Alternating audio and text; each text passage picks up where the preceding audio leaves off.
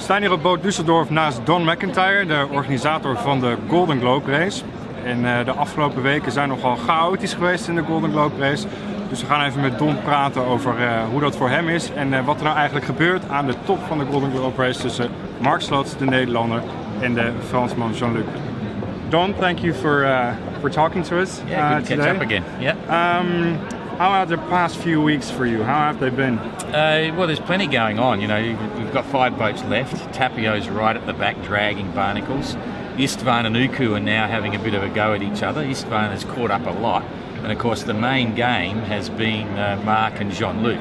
And I mean, this is a classic that no one could have ever predicted. And it's going to go right to the wire. And it's a lot of suspense, so very exciting stuff. It's a classic adventure with an unknown outcome, you know. So how do you sleep? Yeah, it's been interesting. You know, we get calls at all hours of the day and night still on different subjects, and you know, for me, organising and running the event is my own adventure. You know, Jane and I, it's got all the elements for us. So we're passionate about it. You know, we're focused. We know that now it's all coming to the end, and there's a lot at stake. So you know, we're busy. I see. I reckon that you get a lot of questions concerning the recent developments concerning the HAM issues. Yeah. Well, I mean, there's everything. Even going back to Jean-Luc's penalty, you know. And one of the biggest challenges that we have is that even an entrant joining the Golden Globe for the first time, he will probably spend a week reading the rules and getting the understanding of what it all means and how it works.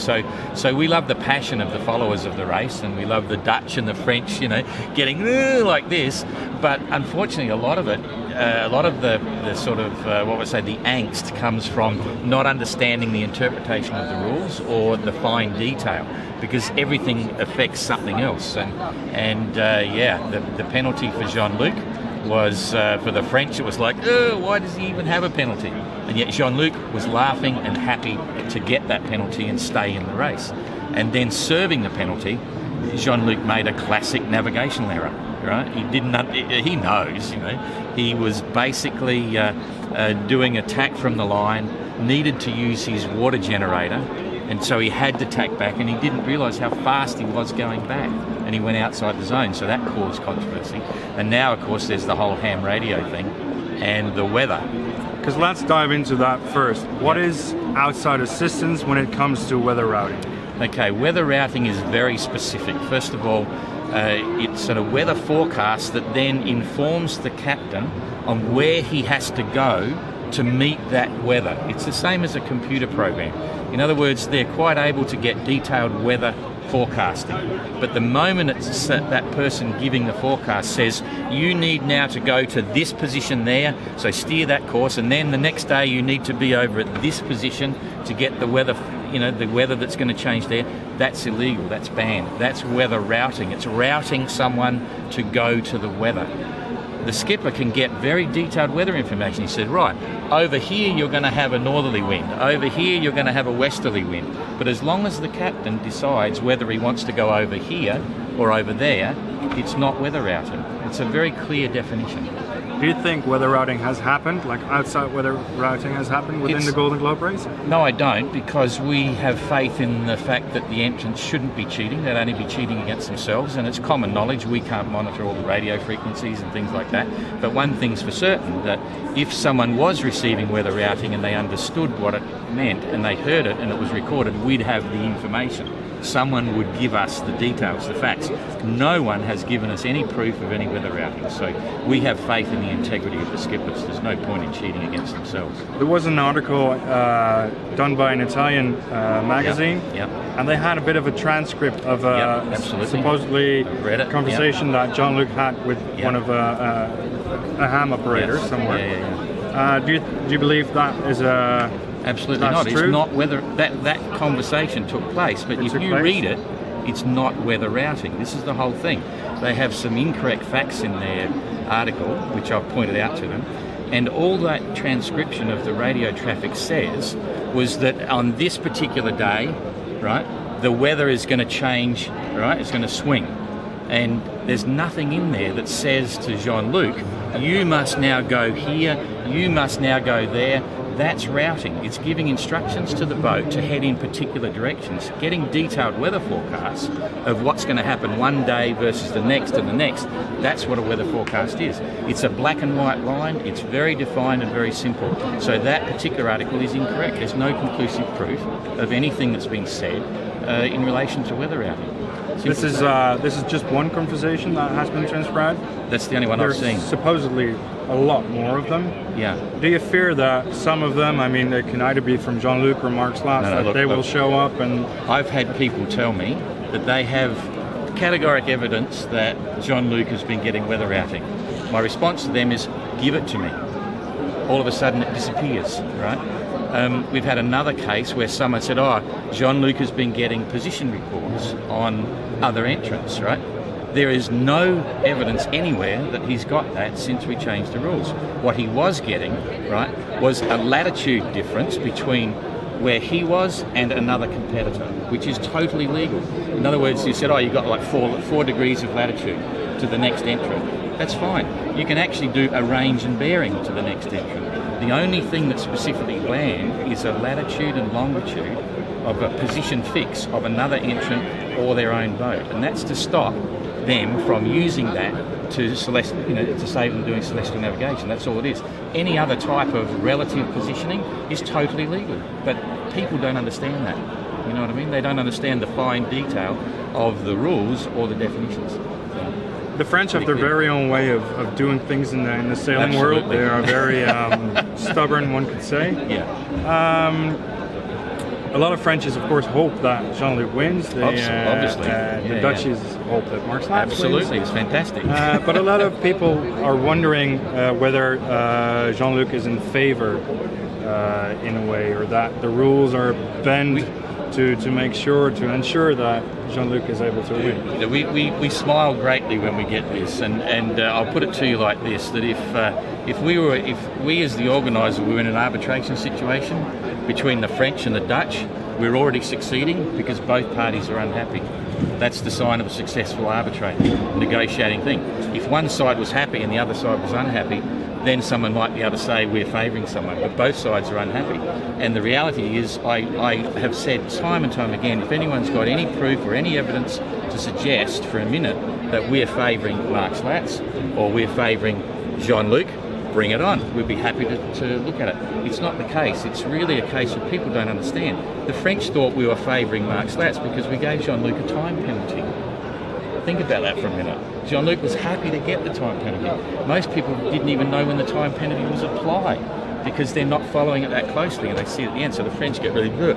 When he went outside the box, that was open shut case. There's no room for me to favour Jean-Luc. I said, sorry, you're outside the box, that doesn't count, so we have to be particular. And in the case of Mark Slats, I don't know what I've done that might favour Mark Slats. You know what I mean? It's easy for me to understand the passions, but I just say, where's the proof? It's not there. I can explain every situation, and unfortunately, people don't understand some of the fine detail about the ownership. What happened after the info showed up that Mark Slats and Jean-Luc don't have the proper licenses to operate a ham radio? In terms of on the water for the guys, once that happens, and it's beyond us to manage the legalities of the licensing, but when Mark got his, he had to stop using it straight away under threat of possible fines and so on. So once he's illegal, it means he can't transmit to his other friends and supporters, and also get the message out to the sponsors and all that sort of stuff, which is fine. When Jean-Luc was reported as having a licence that was also illegal, he's in a similar situation, and I've seen one or two reports to suggest that he may have now already repaid his licence. I don't know what's going on. Maybe he forgot to pay the thingos, I don't know. But the reality is, in terms of the HAM network, which was delivering all the weather forecasts, right? We've received their interpretation because of both the illegality of the licences and the other grey areas. They've now shut down for Jean-Luc and Mark. So they're not delivering weather reports to either of them. They've finished, right? And all they're doing now is giving weather reports for Tapio, Uku and Istvan. That's it. Because it's getting so, whatever there was a situation in the beginning where that organisation was delivering weather reports to everyone, even if they didn't have a licence, so they could listen in, right, as an entrant. But because it's such a hot potato, I think the French have done a very admirable thing and said, no, bugger that. We're not even going to deliver anything for anyone to listen to, because sure as eggs, and I can guarantee you that if the French were now delivering a broadcast for Mark and Jean-Luc to listen to, everyone would be saying, Jean-Luc's now talking to the French and he can't, because he's got a legal thing. So they said, bugger it, we'll just shut it down. So they have. So now Jean-Luc and Mark are getting no weather from the French hams, the French system that was set up. There are other opportunities, and I don't know what Mark might have set up and things like that, but that's up to them. And all of that is outside of our control. We don't have anything to do with ham radio, weather reports or forecasting. So with the licenses, do you have any responsibility to tell that to local authorities? Or? No, not at all. It's quite the reverse. Because the local authorities, as in St. Lucia, which is where Jean-Luc's licence was, and I firmly believe he had a licence. He's used that licence since the BOC days. He's used it on every Vendée Globe and all the rest of it. And maybe it was something as simple as he forgot to renew it. I don't know, but we have nothing to do with that. But that's nothing to do with us. They know, they wrote the letter. And the same with Mark's. The authorities know. They approached us to approach Mark to tell him he's illegal and he's got to stop. And so the Dutch authorities approached the organisation? They were trying to get in touch with Mark, and for whatever reason, Mark had disappeared off the planet and they couldn't get to him, so they sent messages through us to Mark saying, if you keep going, you're going to go down, you'll get fined and all the rest of it. And because his licence didn't exist. But the French authorities didn't do the same? Because no, because he's not I believe that under licence. French law, you need to have a licence within France if your boat is registered in France. I've got no idea about that, but the reality was Jean-Luc had always given us his St. Lucia licence call sign, and it's the St. Lucians that checked and decided at that point there was no legal licence for Jean-Luc. The issue of the French ham operators is that they've got an obligation only to transmit to licensed operators when they're talking, and so they were unknowingly potentially breaking the law in France, and they work closely with the French regulators. So as soon as this issue came up, they've now just stopped talking to both of them, and they've now even stopped broadcasting the weather to both of them. You see what's happened? And all of that's beyond us, because ham radio, the way it works, we only require the marine HF single sideband radios as part of the normal international safety kit on your boat. We're very particular on that. We check their station licence. They have to have a licence for the radio installation on the boat, and they have to have a licence also for themselves to operate that. And we check that against official records. It's a done deal. In the case of ham radios, that's allowed. It's an option. It's not part of the notice of race, all that sort of stuff. And what we do then is we ask for their call sign. That is all. So that if there was ever a distress or something's happening, we just need to know what identification they have for the hams. So we have nothing to do with the ham radios. We have nothing to do with the weather forecasting. Even on maritime, all the entrants were advised years before the start and regularly thereafter that they should organise their own weather forecasting through either the official government maritime stations around the world or their own private maritime network. There's the Atlantic Cruises Net, there's a Pacific Cruises Net, there's private nets in New Zealand and other parts on the maritime system. We've never recommended or suggested or had anything to do with ham. You can see the difference, and that's where the confusion lies. So, and in the marine side, we don't do the weather forecast because the other stations do all that. We've stayed away from it, and that's the way it was in 1968. And this leads into, in other words, in 1968 there was a bunch of boats that took off, right? And it was the first one home wins. We've effectively got the same thing, coal regs, and then the rest of the stuff in the notice of race covers two issues. One is safety and survival, okay, that's our safety and security arrangements, and the other one is what we call the concept, the spirit of the GGR. Like, don't use your satellite phone because that's against the GGR. Listen to use cassette tape players, that's all it is. We have no racing rules, and it's a surprise to everyone. No one can protest us, no entrant can protest us in the GGR because there's no protest, there's no international sailing regulations. We have an umpire, we have a jury and an umpire, and the umpire decides what's fair and reasonable. And in the case of Jean-Luc, what are their nationalities?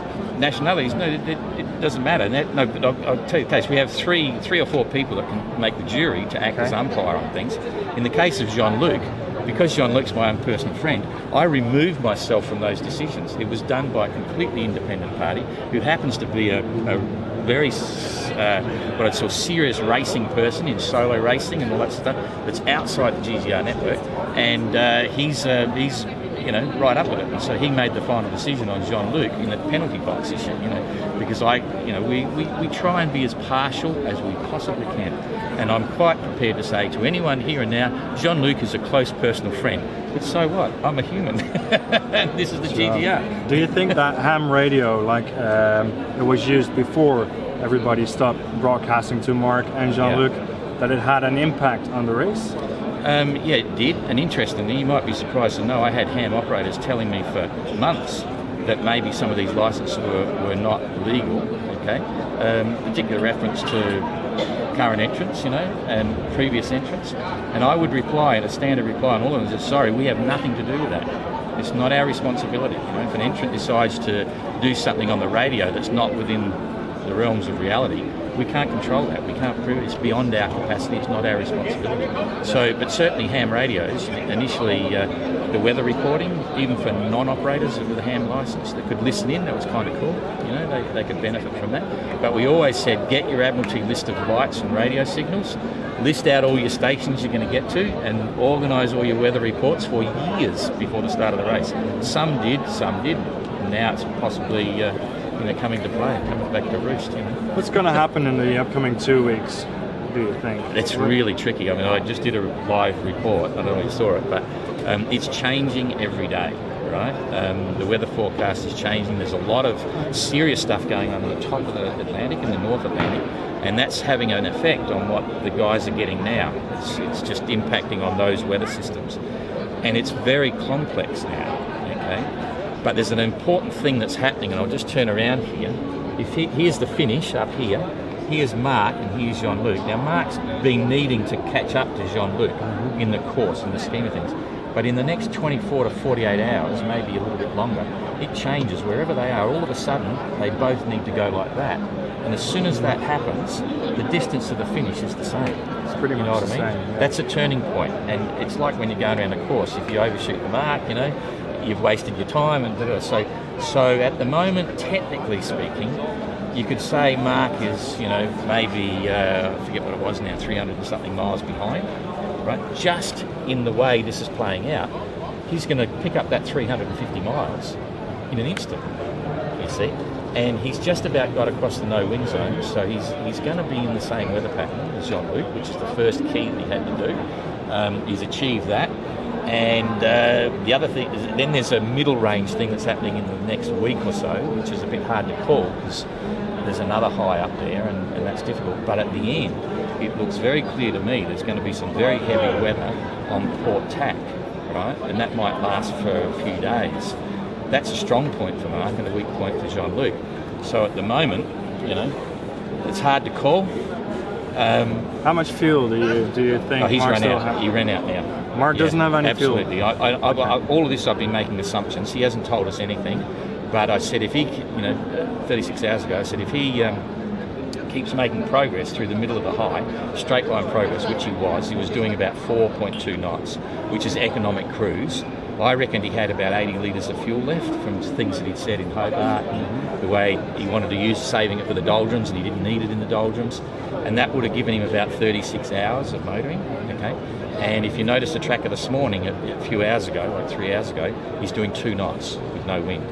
He wouldn't be doing that if he had fuel. So I think he's actually now run it all the way across. He's run out of fuel. He's sailing, but he's literally only 50 miles from the wind, which is going to carry him through into the next system. And I think he'll make it. I think he'll hook onto that. He'll be working really hard to get up there, and I think he'll be in the same system as Jean-Luc. So, I'd have to say he must have run out of fuel. That's why he's doing 2 knots. So you think it's going to be like a 50-50 chance then? Of what? Between Mark and Jean-Luc? Right now, I'd say Mark's probably got 51% and Jean-Luc's got 49%. Because of the heavy weather at the end.